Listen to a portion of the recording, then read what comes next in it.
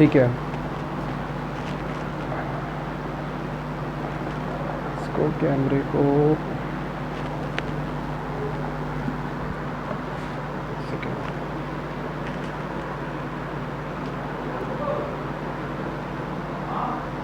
ठीक है।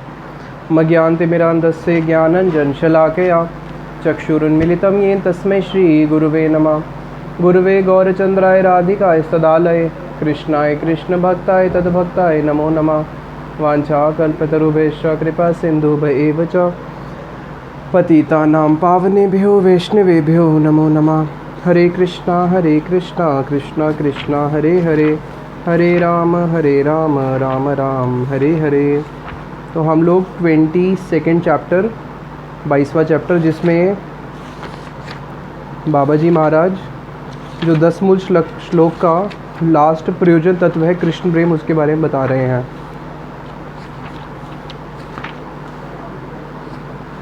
तो अभी क्या होता है, विजय कुमार और ब्रजनाथ जी दोनों आज पहुँचे हैं श्रीवास आंगन में। और आज क्या है, एकादशी का तिथि है और आज श्रीवास आंगन में क्या है, वहाँ पे एक बकुल का पेड़ है, उसके नीचे ही चबूतरे के ऊपर वैष्णव जन कीर्तन कर रहे थे। कोई वैष्णव लोग रो रहे हैं, हा गौरांग हा नित्यानंद, हा गौरांग हा नित्यानंद करके, और कोई वैष्णव लोग लंबी लंबी सांसें भर रहे हैं। तो जो वहाँ पे वृद्ध बाबा जी हैं वो बिल्कुल ऐसे बैठे हैं जैसे बिल्कुल कोई स्तब्ध हो जाता है, निस्तब्ध हो जाता है, बिल्कुल जैसे शरीर में प्राण ही नहीं है, बिल्कुल साइलेंटली बैठे हुए थे। तो जब उन्होंने सब वैष्णवों को देखा कि कैसे कोई वैष्णव लोग रोते हुए हा गौर हा नित्यानंद कर रहे हैं, तो वहीं पे बाबा जी क्या करते हैं, हाथ धिक्कार है, ज़ोर ज़ोर से रोने लगे। हाय मेरे रूप गोस्वामी कहाँ हैं, हाय मेरे सनातन गोस्वामी कहाँ हैं, हाय मेरे कृष्णदास कविराज गोस्वामी कहाँ हैं, मेरे गदाधर दास गोस्वामी कहाँ हैं, कहाँ मोर रूप सनातन, कहाँ है मेरे रूप गोस्वामी सनातन गोस्वामी। इस प्रकार से क्रंदन करते हुए वो क्या करते हैं, भूमि पे लोटपोट करते हैं और फिर कहते हैं कि देखो मैं कितना दुर्भागा हूँ कि आज भी मैं उनके विरह में दुखी में आज भी अपने जीवन को धारण करके रखा हुआ हूँ, मुझे धिक्कार है। राधा कुंड का ध्यान करने से भी कष्ट प्रतीत होता है, क्यों? क्योंकि राधा कुंड का जब ध्यान करता हूँ तो क्या देखता हूँ कि राधा कुंड तो है लेकिन वहाँ पे दास गोस्वामी नहीं है, तो इसलिए राधा कुंड का ध्यान भी कष्ट प्रतीत होता है, प्राण मानो छटपटा रहे हैं। तो हे रूप सनातन मेरे प्राणों की रक्षा करो। इस प्रकार से आंगन में धूली में लोटपोट कर रहे हैं। तो उतने में ही जो वहाँ पे और वैष्णव थे उन्होंने बोला, बाबा जी आप शांत हो जाइए, रूप गोस्वामी, रघुनाथ दास गोस्वामी, सनातन गोस्वामी सब आपके हृदय में ही तो है। और सामने देखिए नित्यानंद प्रभु कीर्तन नृत्य कर रहे हैं, महाप्रभु नृत्य कर रहे हैं। तो उन्होंने सामने क्या देखा कि महाप्रभु सपरिकर सहित गदाधर पंडित अद्वैताचार्य सारे परिकर सहित महाप्रभु नृत्य कर रहे हैं। और इस शोभा को देखने के साथ साथ बाबा जी एकदम उछल कर खड़े हो जाते हैं और फिर क्या करते हैं, वो भी श्री कृष्ण चैतन्य प्रभु नित्यानंदा श्री अद्वैत गदाधर शिवासादि गौर भक्तवृंद नाम लेते हुए उन्होंने भी कीर्तन करना शुरू किया। धन्य है मायापुर, धन्य है, क्योंकि ब्रज का जो शोक है, ब्रज का शोक क्या, ब्रज का जो विरह है वो मायापुर में ही दूर होता है। कि मायापुर में क्या हुआ, मायापुर की कृपा से उनको जो ब्रज का विरह था वो ब्रज के दर्शन भी वहीं पे हो गए। उसके बाद सब लोग इस दृश्य को देखने के बाद सब भक्त लोग कुछ समय तक नृत्य कीर्तन करते हैं, फिर अपनी अपनी भजन कुटी में चले जाते हैं। अब वहीं पे ही उनसे मिलने के लिए आए हैं विजय कुमार और ब्रजनाथ। उनको आके प्रणाम किया और वहाँ पे उनको आशीर्वाद देते हैं बाबा जी कि तुम्हें क्या हो, तुम्हें भाव भक्ति की प्राप्ति हो। और ये दोनों कहते हैं कि आपकी कृपा से ही आज हमारे कोई पूर्व जन्मों की क्या सुकृति हमारा एकत्रित हुआ होगा कि आज एकादशी पे हम लोग निर्जला उपवास रखे हैं आपके कहने पे और आपके दर्शन हो रहे हैं। इस प्रकार से सब वैष्णवों की शोभा के दर्शन हो रहे हैं। तो जब बाबा जी ने उनको आशीर्वाद दिया कि तुम्हें भाव अवस्था प्राप्त करो, तो वहाँ पे विजय कुमार प्रश्न पूछते हैं कि प्रभु भाव अवस्था कहते किसको है, क्या होती है भाव अवस्था? तो अब बाबा जी 10 मूल श्लोक का जो 10वां श्लोक है उसको बता रहे हैं कि भाव अवस्था किसे कहते हैं।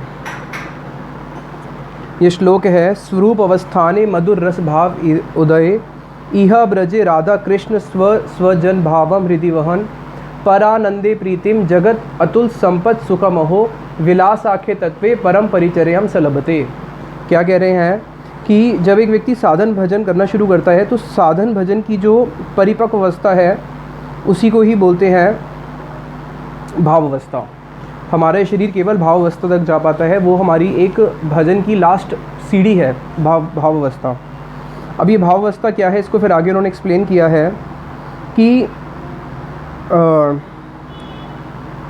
जब साधक के हृदय में ये भाव आता है कि जिस प्रकार से राधा कृष्ण की सेवा गोपियाँ करती है, या कृष्ण की सेवा उनके सखा करते हैं, कृष्ण की सेवा यशोदा मैया करती है, किसी भी ब्रजवासी के सेवा के प्रति उसके हृदय में एक लोभ जाग जाता है और उनके अनुगत होकर फिर वो उनकी सेवा करना शुरू करता है। उसी को ही भाव भक्ति बोलते हैं, जो भी आगे पूरा क्लियर करेंगे कि भाव भक्ति क्या है।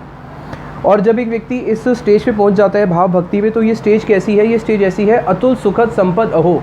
इसमें जो सुख की प्राप्ति होती है, जो कृष्ण सेवा का सुख है, वो कैसा सुख है, अतुल, जिसकी तुलना ब्रह्मा जी के सुख से भी नहीं करी जा सकती, जिसकी तुलना मुक्ति के सुख के साथ भी नहीं करी जा सकती, जिसकी कोई तुलना ही नहीं करी जा सकती, एक ऐसा सुख।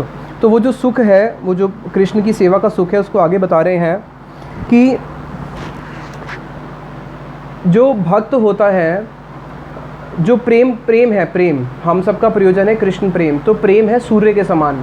और जो भाव है वो बताया है सूर्य की एक किरण, जैसे सूर्य की किरण पहले आती है, सूर्य पहले आता है, पहले किरण नज़र आती है, उसके बाद ही सूर्य नज़र आता है। तो जो किरण है वो किरण क्या है, वो किरण है भाव, और जो प्रेम है वो है सूर्य। तो कह रहे हैं कि उस प्रेम सूर्य की तो बहुत दूर की बात है, यहाँ तक कि जो उस किरण है, उस किरण में कितनी शक्ति है। जो भाव भक्ति है, भाव भक्ति में जो आनंद है, जो भाव भक्ति में आनंद मिल रहा है, वो एक आनंद क्या है, अभी आपको पूरा सूर्य नहीं मिला है, सूर्य की केवल एक किरण मिली है। तो वो जो सूर्य की एक किरण है, उसकी कितनी शक्ति है, बताया कि उसके आगे भी मुक्ति का जो सुख है वो बिल्कुल तुच्छ हो जाता है। तो जो भाव भक्ति कितना एक हाई लेवल होगा कि उस सुख के आगे जब संसार के सारे सुख जो है बिल्कुल तिनके के समान नज़र आते हैं। यानी कि एक तरफ तो हो गया पूरा ब्रह्मांड और एक तरफ तिनका। अगर एक तराजू पे एक तरफ ब्रह्मांड को रखा जाए और एक तरफ तिनके को रखा जाए, कोई कंपैरिजन ही नहीं है। तो कह रहे हैं उसी प्रकार से ये जो भाव भक्ति है, उसमें एक जीव को भगवान सेवा का जो सुख मिलता है। फिर आगे बताया कि इसी 10 मूल श्लोक का ये जो श्लोक है, इसमें 2 श्लोक है 10 मूल श्लोक में। 10th नंबर श्लोक, अभी क्या था 1 2 3 4 5 6 7 8 9 सबके एक श्लोक आ रहे थे, लेकिन जब 10वें में आएंगे तो उसमें 10A और 10B, 10 ख और 10 ख 2 श्लोक आएंगे। दूसरा श्लोक कौन सा है, प्रभु क को जीव कथम इदम विश्वम इति वा विचारे एतान अर्थन हरि भजन कृत शास्त्र चतुरा। अब क्या करता है, साधक के मन में आता है, अरे प्रभु कौन है, जीव कौन है, मैं कौन हूँ, ये भगवान की सृष्टि क्या है। विचारे एतान अर्थान, इस प्रकार से विचार करके हरि भजन कृत शास्त्र चतुरा, वो भक्त जो है शास्त्रों के सारे मर्म को जान के, चतुर भक्त कौन होते हैं, चतुर होते हैं। अब वो क्या करता है, भगवान के भजन में प्रवेश करता है। और जब वो भगवान के भजन में प्रवेश करता है, किस प्रकार से, अभेद आश्रम धर्मान सकलम अपराधम परिहरन। अभेद आशा को त्याग के, अभेद आशा का अर्थ है कि मैं भगवान बन जाऊंगा, मैं भगवान हूँ, अहम ब्रह्मस्मि। मुक्ति की अभिलाषा हो या फिर भगवान बनने की अभिलाषा हो कि हाँ हम भी तो भगवान बन जाएंगे, जो इस प्रकार के मायावादी होते हैं, इस प्रकार की सारी अभिलाषा को त्याग के जो केवल भगवान की सेवा के लिए ही, भगवान की सेवा के लिए ही भगवान की सेवा करता है, यानी कि अपने भोग के लिए भगवान की सेवा नहीं कर रहा, ना मुक्ति के लिए कर रहा है। तो जो ऐसा व्यक्ति है उसके लिए बताया, हरे नाम आनंदम पीबती हरिदासो हरिजने, वो ही वास्तविक में हरिजन है, हरिदास है, भगवान का दास है, और वो ही पान कर सकता है हरि नाम का जो आनंद है। तो अब यहाँ पे बताया कि विजय कुमार जी बोलते हैं कि ये जो 10 मूल श्लोक है, इसका महात्म्य क्या है। तो बाबा जी बोलते हैं कि ये 10 मूल श्लोक ऐसा है कि हम सब लोग अविद्या रोग से ग्रस्त हैं, हम सबको अविद्या रोग हुआ है। अविद्या रोग किसे कहते हैं, अविद्या रोग इसको बोलते हैं, इसको एक शॉर्टकट नाम दे सकते हैं, पागल वाला रोग। अविद्या यानी कि जैसे कोई व्यक्ति बोलते हैं ना, ये पागल हो गया, इसको पागल खाने में डाल दो, तो हम सबको भी अविद्या रोग हो चुका है। अविद्या रोग मतलब क्या होता है, सच को गलत, गलत को सब समझ बैठना, नित्य को अनित्य और अनित्य को नित्य समझ बैठे हैं। आत्मा है नित्य, शरीर है अनित्य, शरीर को ही हम क्या समझ बैठे हैं, शरीर को ही आत्मा समझ बैठे हैं, शरीर में अहमता ममता की बुद्धि कर बैठे हैं। तो जो हम सब लोग इस भव रोग से, अविद्या रूपी रोग से जो ग्रस्त हैं, हम सबको ये जो औषधि है, वो औषधि क्या है, ये 10 मूल श्लोक है। और ये 10 मूल श्लोक कैसी औषधि है कि ये भक्तों का कंठाहार है। और गुरुदेव बोलते थे कि अगर तुम ज़्यादा श्लोक नहीं याद कर सकते, केवल 5 श्लोक याद कर लो। उन 5 श्लोक में से पहला श्लोक जो गुरुजी बोलते थे, वो 10 मूल तत्व का ही श्लोक बोलते थे। गुरुजी अगर कोई बोलता था मैं प्रचार करना चाहता हूँ, गुरुदेव बोलते थे 10 मूल श्लोक का श्लोक सुनाओ। अगर कोई 10 मूल श्लोक का श्लोक सुना देगा तो गुरुजी बोलते थे हाँ तुम प्रचार कर सकते हो, क्योंकि इस एक श्लोक में जो 10 मूल श्लोक है इसमें हमारी पूरी गौड़ीय फिलॉसफी प्रेजेंट होती है। तो फिर आगे बताते हैं कि देखो इसको समझेंगे अच्छी तरह कि ये भाव क्या होता है। प्रेम की जो पहली किरण है उसको बोलते हैं भाव। इसको आगे समझाया कि 3 चीज़ें होती हैं। भगवान की जो स्वरूप शक्ति है उसकी 3 वृत्ति है, संदनी, संवित और हलादनी। संदनी शक्ति क्या करती है? संदनी शक्ति जो है उससे सारा ब्रज धाम ब्रजवासी सब प्रकट होते हैं, इसको हमने सुन के रखा। संवित शक्ति क्या करती है? ज्ञान का, हृदय में ज्ञान को प्रकाश करती है, और हलादनी आनंद देती है। तो ये भाव अवस्था क्या है? भाव अवस्था को बताया गया है कि संवित नामक वृत्ति के साथ हलादनी वृत्ति मिलित होने पर उसका सार अंश ही भाव कहलाता है। क्या कह रहे हैं कि संवित क्या करता है? संवित हमारे हृदय के अंदर ज्ञान को प्रकाशित कर देगा कि मैं कृष्ण का कौन सा दास हूँ, मेरी कृष्ण की क्या सेवा है। लेकिन केवल ज्ञान से नहीं होगा, आनंद भी तो चाहिए। तो वो जो आनंद है वो आनंद कहाँ से आएगा? वो हलादनी शक्ति आनंद प्रदान करती है। इसलिए भगवान की जो 3 शक्ति है, संदनी, संवित और हलादनी, इसके शास्त्रों में 3 नाम है। क्या क्या नाम है? क्रिया शक्ति, आनंद, बल। बल, क्रिया और आनंद। आपको कुछ भी काम करने के लिए बल भी चाहिए, बल तो है, क्रिया भी कर लिया आपने, लेकिन आनंद नहीं होगा तो फिर क्या लाभ होगा? लास्ट में तो आनंद चाहिए ही। तो बताया कि ये भाव क्या है? संवित शक्ति से भगवान क्या करते हैं? उस ज्ञान को हृदय में प्रकाशित करते हैं, और जब उसके ऊपर हलादनी आके मिल जाती है तब जाके हृदय में फिर वो आनंद जो है वो आनंद प्रकट होता है। तो ये रति क्या है? भाव का ही दूसरा नाम रति भी है। अब बाहरी दृष्टि से क्या नज़र आ रहा है कि जो रति है ये भाव है। जब ये किसी के हृदय में रति उत्पन्न हो जाती है तो वो भगवान के रस स्वादन कर पाता है, यानी कि भगवान की सेवा का जो सुख है, भगवान के हरि नाम का जो सुख है, उसको वो स्वाद कर पाता है। लेकिन अब इस चीज़ को समझो, जैसे एक उदाहरण है कि हमारी जीभ होगी तभी तो मैं चीनी का स्वाद कर पाऊँगा। अगर मेरे पास जीवा ही नहीं है तो मैं चीनी का स्वाद नहीं कर पाऊँगा। तो जो मेरी जीभ है वो चीनी का स्वाद करने के लिए एक हेतु है। लेकिन यहाँ पे जो रति शब्द बोला गया ये केवल हेतु नहीं है, ये खुद अस्वादनीय वस्तु भी है। यानी कि ये जो रति है ये कैसी है कि ये जो रति है ये आपको भगवान का आस्वादन तो कराती है, खुद भी ये आस्वादन की ही वस्तु है, क्योंकि वहाँ पे हर वस्तु कैसी है? चिन्मय वस्तु है। गुरुदेव एक श्लोक बोलते थे, कृष्ण प्रेम कैसा है? कृष्ण प्रेम कृष्णेर नचाए, भक्तेर नचाए, आपने नाचे, तीनों नाचे एक ठानी। ये कृष्ण प्रेम क्या करता है? पहले कृष्ण को नचा देता है, फिर भक्तों को नचाता है, उसके बाद खुद भी नाचता है। तो उसी प्रकार से जो रति है ये कैसी है, जिसको भाव भी बोला गया है, ये एक ऐसी वस्तु है जो आस्वादन की वस्तु है, आस्वादन स्वरूपा है, और हमें कृष्ण का आस्वादन भी करवाती है। और जब किसी के हृदय में रति आती है तब उसका जो हृदय है वो मसृण हो जाता है। मसृण का मतलब है उसका हृदय बहुत नवनीत के समान कोमल हो जाता है। तो अब प्रश्न है ये रति कैसे उत्पन्न होगी? बाबा जी से प्रश्न पूछते हैं तो बाबा जी बोलते हैं रति, ये जो भाव है इसको उत्पन्न करने के 2 ही तरीके हैं। पहला है साधन भक्ति विशेषज, दूसरा है कृष्ण या कृष्ण के भक्तों का प्रसाद। तो साधन भजन कैसे? जब एक व्यक्ति साधन भजन करना शुरू करता है तब उसके हृदय में रति उत्पन्न होती है। दूसरा हो गया कृष्ण या उनके भक्तों के प्रसाद से अनायास ही उत्पन्न हो जाती है।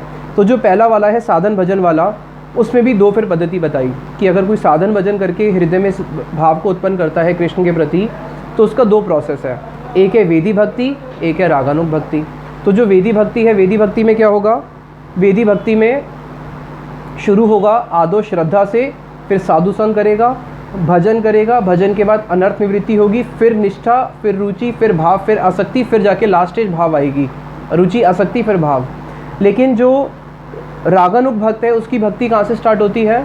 उसकी भक्ति सीधा रुचि से स्टार्ट होगी, यानी कि उसको भजन क्रिया के बाद अनर्थ निवृत्ति और निष्ठा, उसको ये सब नहीं, उसका भजन करने के बाद अनर्थ और निष्ठा से को वो क्रॉस करके सीधा रुचि से ही उसका भजन स्टार्ट होगा, जिसका रागानुग भक्त है। तो जो रागानुग भक्त होते हैं ऐसे बहुत विरले मिलते हैं इस जगत में, तो इसलिए हमको कौन सा फॉलो करना पड़ेगा? वेदी भक्त का ही फॉलो करना पड़ेगा। दूसरा बताया कृष्ण और उनके भक्तों का प्रसाद, इसको भी 3 तरीके से बताया। कृष्ण का प्रसाद कैसे होता है? वाचिक। कृष्ण एक ब्राह्मण को बोला कि तुमको मेरी उत्तमा भक्ति प्राप्त हो। भगवान ने जैसे उस ब्राह्मण को बोला उसके हृदय में उत्तमा भक्ति आ गई और उसको कृष्ण प्रेम की प्राप्ति हो गई। दूसरा भगवान आलोक दान, यानी कि किसी को देख के, जैसे चैतन्य महाप्रभु जब थे तो चैतन्य महाप्रभु ने क्या किया? प्रेम उत्पन्न है जार दूरदर्शने, केवल देख के उन्होंने क्या किया? देखने मात्र से ही सबको कृष्ण प्रेम प्रदान कर दिया। जब भगवान श्री राम जा रहे थे तो उनको बहुत सारे कुछ ऋषि मुनि मिले। उन ऋषि मुनियों को देख के ही उन्होंने क्या किया, उनके हृदय में भक्ति का आविर्भाव करवा दिया। और तीसरा होता है हार्द। हार्द मतलब होता है कि देख के भी नहीं, वचन देख के भी नहीं, बहुत दूर बैठे हैं, कहीं दूर से ही उनके ऊपर हृदय में कृपा कर दी। जैसे इसमें उदाहरण दिया, हार्द का उदाहरण दिया कि जिस प्रकार से श्रीमन चैतन्य महाप्रभु ने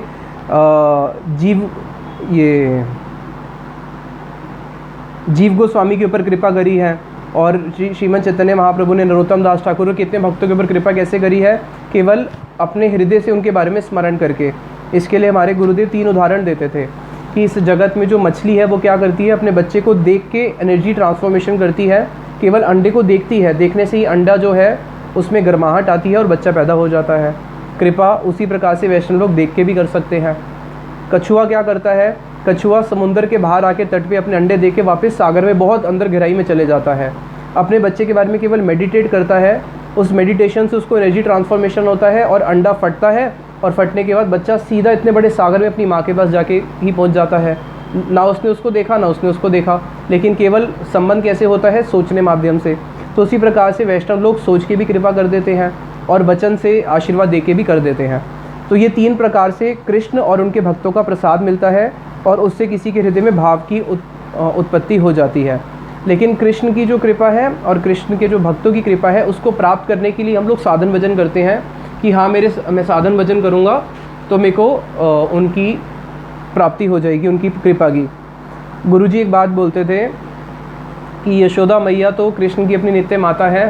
उन्होंने उनके माध्यम से क्या शिक्षा दिया, यशोदा मैया कृष्ण को बांध रही है तब भी नहीं बंध रहे, लेकिन फिर क्या किया, जब उनका कष्ट देखा, कष्ट देखने के बाद क्या किया, कृपा आसीत बंधने, कृपा करके उस बंधन को स्वीकार कर लिया। तो उसी प्रकार से बताया कि जो भगवान की कृपा है वो क्या देखती है, वो देखती है क्री और पा मीन्स प्राप्त करना, क्री मीन्स क्रिया, कि हम लोग साधन भजन कैसा कर रहे हैं। गुरुदेव बोलते थे कि हम अगर कृष्ण के लिए कुछ त्याग ही नहीं करेंगे, कृष्ण के लिए अगर हम कुछ विराग्य नहीं करेंगे, हम कुछ एंडेवर नहीं करेंगे, तो कृपा कैसे होगी। हमें कुछ ना कुछ तो करना पड़ेगा, ऐसा कुछ करें कि कृष्ण का हृदय भी पिघल जाए। तो वहाँ पे जो हमारा साधन भजन है वो यही है कि हम ऐसा साधन भजन करें कि जिस हमारे भजन को देख के वैष्णव लोगों का स्वाभाविक हमारे ऊपर कृपा हो ही जाए। जैसे शिला भक्ति सिद्धांत सरस्वती ठाकुर प्रभुपाद जी एक स्थान से जा रहे थे गाड़ी में, सामने देखा गर्मी का समय, बिल्कुल बेंच के ऊपर एक ब्रह्मचारी लेटा हुआ है। वो कौन थे, वो हमारे परम गुरुदेव भक्ति प्रज्ञान केशव गोसाई महाराज जी थे। क्योंकि प्रभुपाद जी सबको सुबह भेजते थे हाथ में एक गुल्लक देके, और उसमें ताला मार देंगे, और शाम को सब लोग आएंगे उसमें भिक्षा इकट्ठी करके। फिर शाम को प्रभुपाद जी देखते थे कि इतनी भिक्षा आई है प्रचार हेतु। तो वहाँ पे उन्होंने क्या देखा, इतनी गर्मी के समय, और हमारे परम गुरुदेव कौन है, ठाकुर घर से आए हैं, पैसे की कमी नहीं है, तब भी जगह जगह पे जाके भिक्षा मांग रहे हैं। तो उन्होंने इस चीज़ को देख के उनका हृदय क्या हुआ, उनके ऊपर कृपा निकल गई, पिघल गया। तो उसी प्रकार से हमारे साधन भजन को देख के ही गुरु वैष्णव का जो कृपा है हमको प्राप्त होती है। तो बताया कि अब किसी के हृदय में भाव उदय हुए या नहीं हुआ कैसे पता चलेगा, तो उसके 9 लक्षण बताए हैं। क्या, शांतिर, अव्यर्थ कालतम, विरक्तिर, मानशून्यता, आशाबंध, समुत्कंठा, नामगाने, सदा रुचि, आसक्तिस्तद गुणाख्याने, प्रीतिस्तद वसति स्थले इति आद्य अनुभव। बताया ये 9 लक्षण है भाव जिसके हृदय में उदय हुआ है। शांतिर, शांतिर का मतलब है अब वो व्यक्ति क्षमाशील बन जाएगा, उसके साथ जो भी कुछ होगा वो सबको क्या करेगा, सबको क्षमा करेगा और हर चीज़ को सहन करेगा, क्या समझ के कि मेरे अपने पूर्व में किए हुए कर्म है। किसी के ऊपर दोष नहीं देगा कि तूने मुझे थप्पड़ मारा, तूने मुझे गाली दी, तो उसको दोष नहीं, भाई दोष तो मेरा ही है, मैंने पूर्व जन्म में किसी को मारा होगा, और इसलिए वो सबको क्षमाशील बन जाएगा। यहाँ पे एक अर्थ होता है, इसको समझना पड़ेगा कि किसी ने मेरे को गाली दी या किसी ने मेरे ऊपर शासन किया और मैंने उसको सहन कर लिया, और मैंने कार्य ही ऐसा किया था कि मेरे को कोई थप्पड़ मारे या मेरे को कोई मेरे ऊपर शासन करे, और अब जब मेरे ऊपर शासन किया तो मैंने सहन कर लिया, तो ये सहनशीलता ये नहीं है। सहनशीलता ये है कि मैं गलत नहीं था, मैं बिल्कुल ठीक था, तब भी किसी ने मेरे ऊपर क्या किया, तब भी मेरे को किसी ने मेरे ऊपर फॉल्स एलिगेशन लगाया या मेरे ऊपर फॉल्स शासन किया, तब मैं बोलूँगा अरे मैंने थोड़ी ना किया, मुझे क्यों डांटते हो। नहीं, सहन का अर्थ है कि जब तुम सही हो तब तो तुम्हें सहन करना ही पड़ेगा, जब तुम गलत हो तब तो सहन करना ही पड़ेगा। सहन का अर्थ है जब तुम गलत नहीं भी हो, तुम बिल्कुल ठीक हो, तब भी तुम्हारे ऊपर जब कोई चीज़ आ रही है तब भी उसको सहन करना, उसको बोलते हैं वास्तविक में सहन करना। क्यों उसको ये सहन करना कि भाई ठीक है, मैंने अभी कुछ नहीं किया, पूर्व जन्म में किया होगा, पूर्व जन्म का मेरे सामने मेरे को मिल रहा है तो उसको सहन करना पड़ता है। फिर उसके बाद नेक्स्ट बताया अव्यर्थ कालत्वम। अब वो व्यक्ति अपना एक भी क्षण को व्यर्थ नहीं जाने देगा, एक एक क्षण को वो इन्वेस्ट करेगा केवल भगवान की सेवा में। जैसे एक अमीर व्यक्ति एक एक पाई बचा के अमीर बनता है, उसी प्रकार से जो महत व्यक्ति होते हैं अपना एक एक क्षण बचाते हैं और उसको भगवान की नित्य वस्तु की सेवा में लगाते हैं। अब वो अपने इस अनित्य क्षण को अनित्य कार्य में नहीं लगाएगा, इस अनित्य जीवन को वो नित्य वस्तु की प्राप्ति के लिए लगाएगा, जिससे कि उसका जो अनित्य देह है, अनित्य समय है, वो सब भी क्या हो जाए, सार्थक हो जाए। तो वो अब संसार की उसमें बिल्कुल भी समय नहीं लगाता। विरक्ति, अब ऐसा व्यक्ति जो है उसकी संसार से पूर्ण विरक्ति हो चुकी है। मान शून्यता, अब मान शून्यता का अर्थ है उसके हृदय में किसी प्रकार का कोई अभिमान नहीं है, ना जाति का, ना धन का, ना कुल का, ना विद्या का। इसमें एक उदाहरण दिया है यहाँ पे बड़ा सुंदर। एक राजा था, राजा क्या, वो छत्रपति राजा था, उसके नीचे छोटे छोटे राजा थे, पूरा एक छत्र राजा था वो। जब वो कृष्ण भक्त बन गया, उसने अपना राज्य छोड़ के वैरागी का वेश लिया और वैराग्य का वेश लेके उस राज्य में चला गया जो उसके दुश्मन का राजा था, अपने दुश्मन राज्य में चला गया और वहाँ पे वैरागी का वेश लेके सबसे भीख मांग के उसने अपने जीवन निर्वाह किया, ये शिक्षा देने के लिए कि कृष्ण भक्त बनने के बाद ना मेरा कोई दुश्मन है, ना मेरा मित्र है, मेरे संसार से पूरा कनेक्शन ही कट चुका है, किसी प्रकार का कोई मान सम्मान का कोई हृदय में आशा ही नहीं रखनी। इसको बोलते हैं मान शून्यता, ज़ीरो हो जाना, शून्य, बिल्कुल कंप्लीट ज़ीरो, हृदय में कोई मान अभिमान की इच्छा ही नहीं है। आशाबंद, ये बहुत इंपॉर्टेंट है, आशाबंद। ऐसा साधक जो है हमेशा ये आशा लगा के रखेगा कि हाँ मुझे कृष्ण प्राप्ति होगी, मुझे कृष्ण प्रेम मिलेगा, मैं कृष्ण की सेवा निश्चित करूँगा, उसके हृदय में कोई संदेह नहीं रहेगा। जैसे गुरुदेव एक बार अपनी कथा में बोल रहे थे, कृष्ण मिलेंगे, हाँ हाँ इस जन्म में थोड़ी ना मिलेंगे, कभी किसी न किसी जन्म मिलेंगे, हम भजन करते रहते हैं। बोले साधक नहीं है, साधक वो है, ऐसा उत्साह होना चाहिए। कैसा उत्साह, अरे कृष्ण मिलेंगे, किस जन्म की बात करते हो, इसी जन्म में जो भी पूर्णिमा आने वाली है, इसी पूर्णिमा में ही कृष्ण मिलेंगे। अरे नहीं नहीं, पूर्णिमा क्यों, पूर्णिमा तो 7 दिन बाद है, कल ही कृष्ण मिलेंगे।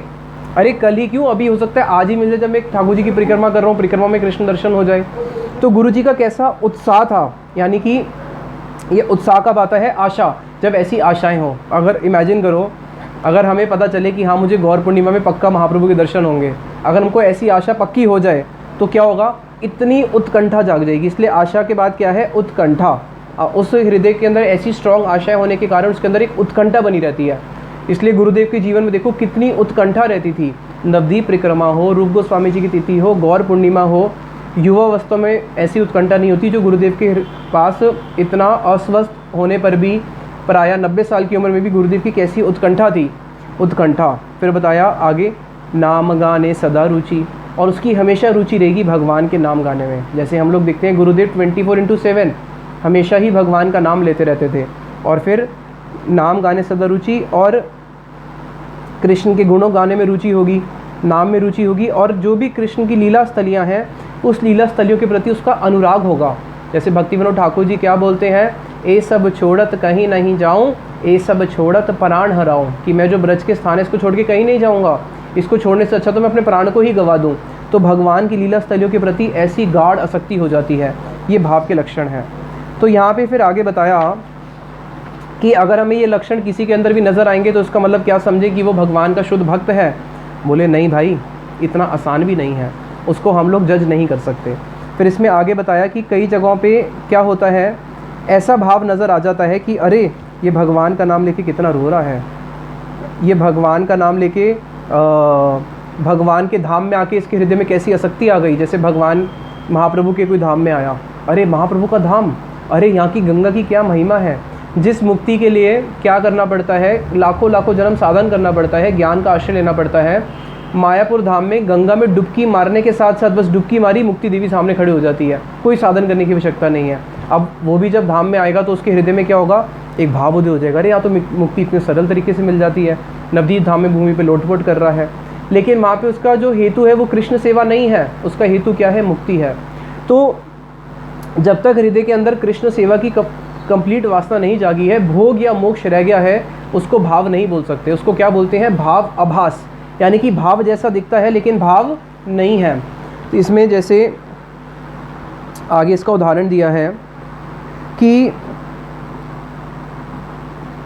जो भगवान के भक्त नहीं हैं, जिनके हृदय में ये दो वासनाएं हैं, कौन कौन सी? भोग की और मोक्ष की। ये भोग और मोक्ष क्या है कि जो वासना है ये मल के समान है। ये शरीर, ये हृदय को क्या करती है? हृदय को दूषित कर देती है। तो जब तक हृदय इन दो वस्तु से दूषित हुआ है, उसके हृदय में कृष्ण प्रेम नहीं जाग सकता। तो अब जिसके हृदय में भोग की कामना है या मोक्ष की कामना है, और उसके हृदय में कभी कभी अगर हमें इस प्रकार का ऐसा भाव आभास दिखता है कि वो नाम लेके क्या कर रहा है? क्रंदन कर रहा है, यहाँ तक कि भगवान का नाम लेके कोई मूर्छा भी हो जाए। इसमें लिखा है 7 पहर तक, 21 पहर तक उसको मूर्छा आ जाए भगवान का नाम लेके, हा कृष्ण, हा गोविंद, बहुत रोए और मूर्छित हो जाए, उसको भी आप भक्त नहीं मान सकते अगर उसके हृदय में किसकी कामना है? भोग या मोक्ष की। तो जब तक हृदय में भोग और मोक्ष की कामना रहेगी, उसका जो भाव है वो शुद्ध भाव नहीं होगा, वो कुभाव कहलाएगा या फिर भाव आभास कहलाएगा। तो ये जो भाव आभास है, ये दो भाव आभास, ये 2 प्रकार का होता है। 2 प्रकार का कौन सा होता है? एक होता है प्रतिबिंब रति आभास, एक होता है छाया रतिबिंब आभास। प्रतिबिंब और छाया। अभी प्रतिबिंब और छाया क्या है? प्रतिबिंब क्या होता है? जैसे चंद्रमा है, चंद्रमा का प्रतिबिंब पड़ता है जल में, तो उसको बोलते हैं प्रतिबिंब रतिभास। प्रतिबिंब आभास होता है जब एक व्यक्ति साधन भजन कर रहा है, लेकिन उसके हृदय में क्या कामना है? हृदय में ये कामना है मुझे भोग मिल जाएगा और मुझे मोक्ष मिल जाएगा। तो भोग और मोक्ष की कामना से जो भगवान की भक्ति कर रहा है, और उसमें जो उसके हृदय में जो भी एक अष्ट सात्विक भाव आ रहे हैं, हाँ बहुत जल्दी मुक्ति मिलने वाली है, बहुत जल्दी मैं इंद्र बनने वाला हूँ, बहुत जल्दी मैं चक्रवर्ती राजा बनने वाला हूँ, तो ये जो उसके हृदय में भोग और मोक्ष के कारण जो उसके हृदय में भगवान का नाम लेते हुए जो भी फीलिंग्स आ रही है, इसको बोलते हैं प्रतिबिंब रतिभास।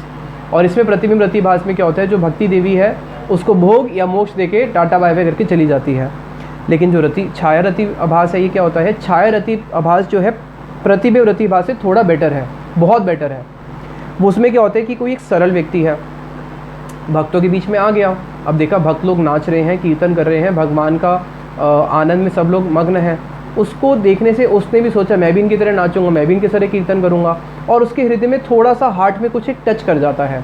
जो भक्तों के संग में आने से उसके हृदय में जो हल्का सा एक फीलिंग्स टच कर जाती है उसके पूर्व सुकृति के कारण, तो उसके भी आंसू निकल आते हैं, उसके हृदय में भी एक प्रकार का भगवान के प्रति सुंदर भाव कुछ क्षण के लिए प्रकट हो जाता है। तो इसको बोलते हैं छाया रतिभास। छाया रतिभास बहुत जन्मों की सुकृति से ही उत्पन्न होता है।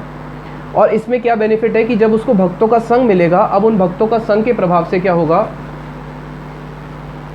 उन भक्तों के संग के प्रभाव से उसका जो ये आभास था, ये वाला रति आभास, छायाभास, ये धीरे धीरे शुद्ध भक्ति में बदल जाएगा।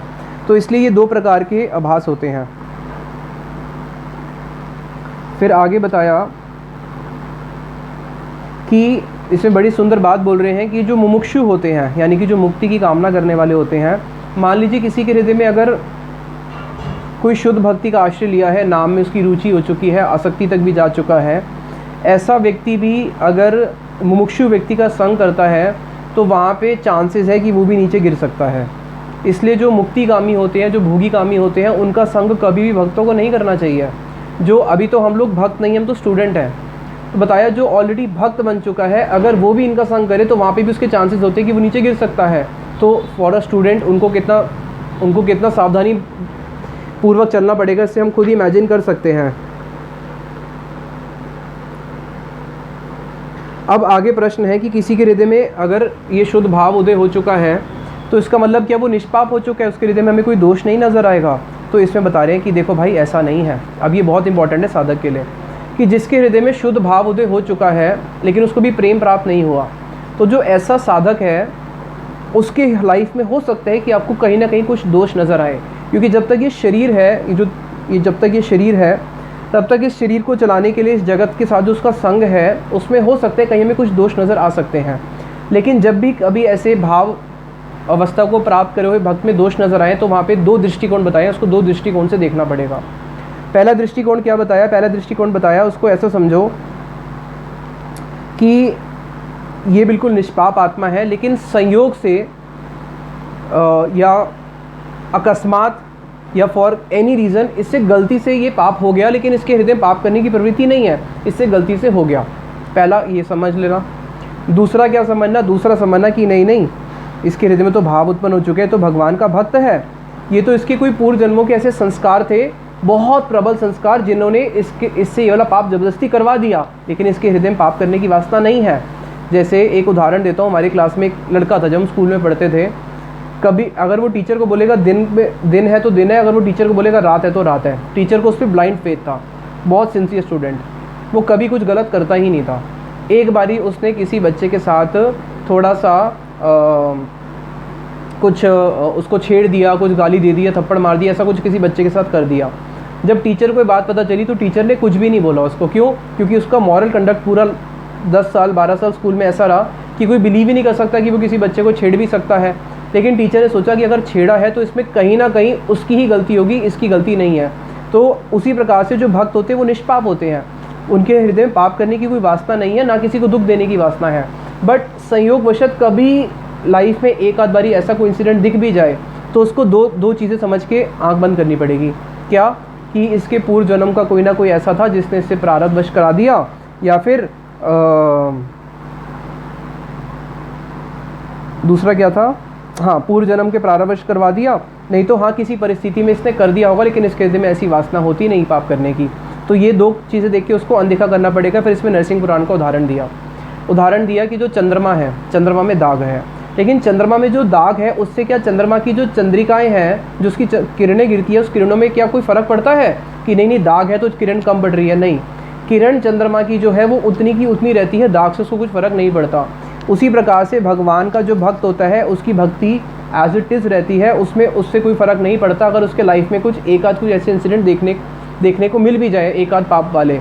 जैसे बताया कि वो उसकी जो भक्ति है वो एक अग्नि के समान है, और जो उसका छोटा सा एक आध जो पाप नज़र आ रहा है छोटा सा, वो कैसा है? वो है एक छोटा सा एक रुई का ढेला। अब एक बहुत बड़ी अग्नि जल रही है, उसमें आपने एक रुई का ढेला फेंका, अगले क्षण वो राख हो जाएगा। उसी प्रकार से वो निष्पाप माना जाएगा, उसके अंदर अगर एक आध पाप भी है अगली क्षण वो पाप क्षय हो जाएंगे। इसलिए हम कभी भी भक्तों के चरणों में अपराध हमें नहीं करना। फिर आगे बताया, अगर कोई व्यक्ति बार बार भक्ति के बल पे पाप करता है या नाम के बल पे पाप करता है तो फिर वो नाम अपराध की कैटेगरी में आता है। यहाँ पे उनकी बात नहीं हो रही, यहाँ पे उन शुद्ध भक्तों की बात हो रही है जो निष्पाप हो चुके हैं और जो कभी भी दूसरों को दुख नहीं देते। तो इनको सुन के दोनों बड़े चकित होते हैं, ब्रजनाथ और विजय कुमार जी। और उसके बाद अब आगे प्रश्न पूछते हैं। पहले तो वो बोलते हैं कि हमारा ब्राह्मण कुल में जन्म हुआ है, हमारे हृदय में दीनता नहीं है, ब्राह्मण कुल का अभिमान है, इसलिए बाबा जी आप ही एकमात्र हमारे भरोसा हो और आप बहुत दयालु हैं। अगर आप हमें एक बूंद भी प्रेम की दे देंगे हमारा जीवन धन्य हो जाएगा। बाबा जी के चरणों में इस प्रकार से प्रार्थना करते हैं और बोलते हैं कि बाबा जी हम बहुत दीनहीन किंचन हैं, केवल आप और आप हैं कृपालु, आपकी कृपा से ही हमारा उद्धार हो सकता है, इसलिए आप हम पे कृपा बरसाइए। और इस प्रकार उनको प्रणाम करने के बाद फिर एक प्रश्न पूछते हैं। विजय कुमार जी प्रश्न पूछते हैं, जो ब्रजनाथ उनके भांजे लगते हैं, कि देखिए इसका अभी उम्र छोटा है, ये बालक है, इसकी माँ जो है वो इसका विवाह कराना चाहती है, तो आप बताइए इसको विवाह करना चाहिए या वैरागी वेश लेना चाहिए? तो बाबा जी बोलते हैं कि वैरागी वेश लेने से ही भक्ति होगा, ऐसा नहीं है। महाप्रभु के अधिकतर भक्त कौन थे? महाप्रभु के अधिकतर भक्त जो हैं सब गृहस्थ थे, और महाप्रभु ने भी 24 साल तक गृहस्थ लीला करी है और उन्होंने दिखाया है कि एक आदर्श गृहस्थ को किस प्रकार से अपना जीवन जीना चाहिए। और महाप्रभु के तो ऐसे ऐसे गृहस्थ परिकर हुए हैं जिनको महाप्रभु की इतनी प्रचुर रूप में कृपा मिली है कि हम वैरागी लोग भी आशा करते हैं कि कब ऐसे महाप्रभु के गृहस्थ भक्तों की जो चरणों की रज है वो हमें प्राप्त होगी। इसलिए बताया मद भक्ता आश्रम अभावा, कि जो मेरे भक्त होते हैं उसमें आश्रम का अभाव होता है। मेरे भक्तों में कभी भी आश्रम नहीं देखना कि ये गृहस्थ है या त्यागी है, मेरे भक्त ही होते हैं, उनमें उनको किसी भी आश्रम में रहे उससे कोई फ़र्क नहीं पड़ता है। इसलिए ब्रजनाथ को भी क्या करना चाहिए? बाबा जी बोलते हैं कि इनको भी ऐसा मत सोचना कि अगर मैं गृहस्थ में जाऊंगा तो मुझे कृष्ण प्रेम नहीं मिलेगा या मैं भाव अवस्था को प्राप्त नहीं कर सकता। और साक्षात है, इनको तो महाप्रभु के दर्शन भी हो चुके हैं। तो बोले कि तुम गृहस्थ जीवन में जाओ और गृहस्थ जीवन में जाके तुम महाप्रभु का भजन करो। तो यहाँ पे बाबा जी ने एक शिक्षा दिया है, बहुत अच्छा शिक्षा दिया है, कि जो भगवान के भक्त होते हैं, जेई कृष्ण वेता से ही गुरु होए, किबा विप्र किबा न्यासी शूद्र के ना नए। चाहे कोई ब्राह्मण हो, चाहे कोई सन्यासी हो, चाहे कोई शूद्र हो, उससे कोई फ़र्क नहीं पड़ता। जो कृष्ण को जानता है वो ही गुरु है। और यहाँ पे बाबा जी ने जब उनको गृहस्थ का आदेश दिया तो विजय कुमार जी और ब्रजनाथ जी देखते हैं कि ठीक है बाबा जी ने आदेश दिया है, माता जी भी बोल ही रहे हैं, तो विजय कुमार जी और ब्रजनाथ जी जब अपने घर पे जाते हैं तो अपनी माता और अपनी दादी को बोल देते हैं कि हाँ, गुरुजी ने आदेश दे दिया गृहस्थ जीवन में जाने का। तो उनकी माता इतनी खुश होती है, उनको ऐसे लगता है कि मुझे आज सारे संसार की संपत्ति मिल गई हो, और उनके गृहस्थ जीवन में प्रवेश करने के लिए तैयारियां करनी शुरू करती है। और यहाँ पे ब्रजनाथ को भी कौन सी संपत्ति मिली है? उनकी माता को तो एक भौतिक सुख मिला उस समय, और ब्रजनाथ को तो सबसे ऊंचा सुख मिल चुका है भक्ति का। लेकिन फिर भी वो क्या कर रहे हैं? एक आदर्श गृहस्थ जीवन जी के सिखा रहे हैं। क्यों? भक्ति विनोद ठाकुर जी, शीला स्वामी महाराज जी गृहस्थ जीवन उन्होंने क्यों जिया? हमें एक आदर्श दिखाया कि एक व्यक्ति को गृहस्थ जीवन इस प्रकार से जीना चाहिए। कई लोग भक्ति विनोद ठाकुर जी के लिए एक बड़ी सुंदर बात बोलते थे शीला स्वामी महाराज जी। कई लोग समझते हैं कि जो प्रचार करने का काम है वो तो त्यागी का काम है ना, जो ब्रह्मचारी है, जो सन्यासी, हम तो गृहस्थ लोग हैं, हम थोड़ी ना प्रचार करेंगे। तो शीला स्वामी महाराज जी बोलते थे कि भक्ति विनोद ठाकुर जी ने अपनी गृहस्थ लीला से ये सबको शिक्षा दी है कि जो प्रचार करने का काम है वो एक गृहस्थ भक्त जो है उसकी वो सेवा है। महाप्रभु के कितने सारे परिकर सब गृहस्थ हैं, वो सब क्या करते हैं? महाप्रभु की प्रचार आदि की सेवाएं करते हैं। तो जो भगवान के भक्त होते हैं उससे कोई मैटर नहीं करता कि वो किसी भी आश्रम में रहें। एक बड़ा ही सुंदर प्रसंग आता है, जब नवदीप धाम का परिक्रमा चल रहा था तो नवदीप धाम की परिक्रमा के लिए बहुत सारे भक्त लोग जाते थे। नहीं, वो दूसरा प्रसंग था, सॉरी, ये परम गुरुदेव का। परम गुरुदेव के समय की बात है। उनके एक त्यागी शिष्य ने मठ में कथा में बोल दिया कि जो गृहस्थ लोग हैं उनका तो कभी कल्याण हो ही नहीं सकता, उनको तो दोबारा जन्म लेना पड़ेगा, संन्यास लेना पड़ेगा। जो त्यागी है उन्हीं, वही वैष्णव है, परम वैष्णव, और उन्हीं का ही कल्याण होता है। तुम सबको भी एक एक बारी जन्म लेके त्यागी बनना पड़ेगा। तो जब ये बात परम गुरुदेव को पता चली, परम गुरुदेव बहुत क्रोधित हुए, और परम गुरुदेव ने उस ब्रह्मचारी को बोला कि तुम त्यागी नहीं हो, तुमसे बड़े त्यागी तो ये लोग हैं, तुम उनको नीचा क्यों समझते हो सकता है ये तुमसे बहुत बहुत जन्म ऊंचे हो। क्योंकि जो भगवान के जो भक्त होते हैं उनमें किसी भी प्रकार का आश्रम का बुद्धि नहीं करना चाहिए कि ये गृहस्थ वैष्णव है या ये त्यागी है। क्योंकि भगवान की जो वहाँ पे उनकी जो क्लासिफिकेशन है वो भक्ति के अनुसार होगी। हो सकता है कि एक गृहस्थ व्यक्ति का भक्ति जो है वो भावावस्था पे हो, और ये हो सकता है कि जो सन्यासी है उसकी जो भक्ति है वो केवल अभी निष्ठा पे हो। तो वहाँ पे जो क्लासिफिकेशंस है वो इसके अकॉर्डिंग है कि कौन कृष्ण के भजन में कितना बड़ा है। वहाँ पे क्लासिफिकेशन इसके अकॉर्डिंग नहीं है कि वो कितने साल हो गए या फिर वो कौन से आश्रम में हैं। लेकिन एट द सेम टाइम हम लोग ये भी देखते हैं कि शीला एसी भक्तिवेदांत स्वामी महाराज जी ने एक बात ये भी बोली है, if you enter into household life then your 50% chance to go to back to God it is finish. फिर उन्होंने ऐसा क्यों बोला? वहाँ पे उन्होंने इस चीज़ को ऐसा बोला, इस चीज़ के लिए बोला कि जो गृहस्थ आश्रम है, गृहस्थ आश्रम में अगर कोई रहता है और गृहस्थ आश्रम के नियम को फॉलो करता है, तब तो वहाँ पे वो गृहस्थ आश्रम एक आश्रम है। आश्रम, आ मीन्स कृष्ण, श्रम मीन्स यहाँ पे कृष्ण की प्राप्ति के लिए श्रम किया जाता है। लेकिन आजकल जो गृहस्थ आश्रम है वो एक आइडल गृहस्थ आश्रम नहीं रह गए, ना ही ब्रह्मचारी या सन्यासी भी एक आइडल आश्रम रह गए हैं। उसमें बहुत सारे कॉम्प्रोमाइज़ होते जा रहे हैं। लेकिन अगर कोई व्यक्ति परफेक्ट गृहस्थ आश्रम जीता है, जिसके अंदर, इसमें बाबा जी ने उनको बोला कि हाँ तुम कृष्ण का संसार करो। क्या करो? उनको बोला ब्रजनाथ को, तुम कृष्ण संसार करो, तुम्हारी पत्नी और तुम्हारा पुत्र सब कृष्ण के सेवक हैं, उनको इस रूप में देखना। जिसको भक्ति विनोद ठाकुर जी बोलते हैं, जे दिन गृह भजन देखी गृह ते गोलोक भाई। अरे जिस दिन मैं घर में क्या देखता हूँ? भजन देखता हूँ कि घर के सारे परिवार के लोग बैठ के कृष्ण भजन कर रहे हैं, मैं तो उस घर को ही गोलोक समझ लेता हूँ। तो सोचो कि वो उस घर को गोलोक देख रहे हैं जहाँ पे सब लोग भजन कर रहे हैं। तो गृहस्थ आश्रम में अगर कोई कृष्ण सेवा के लिए ही शादी करता है, कृष्ण सेवा के लिए ही संतान उत्पत्ति करता है, अपने भोग के लिए नहीं करता, तो वो एक बहुत अच्छा कृष्ण संसार है, जिसको भक्ति विनोद ठाकुर जी ने बोला है, कृष्ण रस संसार करो छाड़ी अनाचार।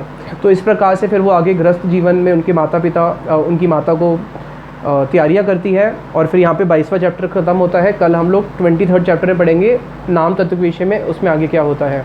यहीं पे वाणी को विश्राम देता हूँ। निताई गौर प्रेमानंद।